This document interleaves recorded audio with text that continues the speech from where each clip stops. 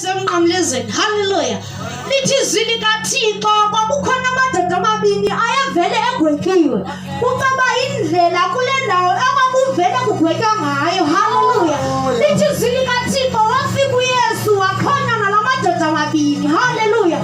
Ithi enye yawo ukuba unguYesu uthi zisindise nathi usisindise, haleluya.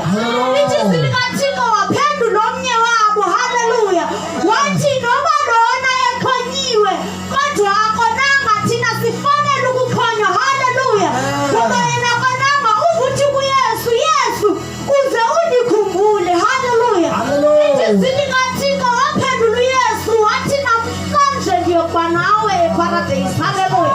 Ngoba uYesu uma uvuma kuye uyafanele akathi kusasa uthi namhlanje ndiyokuba nawe. Ungathathi noba wenzeni, ndiyazi ukuba uthambo uzukhonye wonile. Kodwa namhlanje ndiyokuba nawe. Wawuzivumile phambi kwami, namhlanje ke ndiyokuba nawe.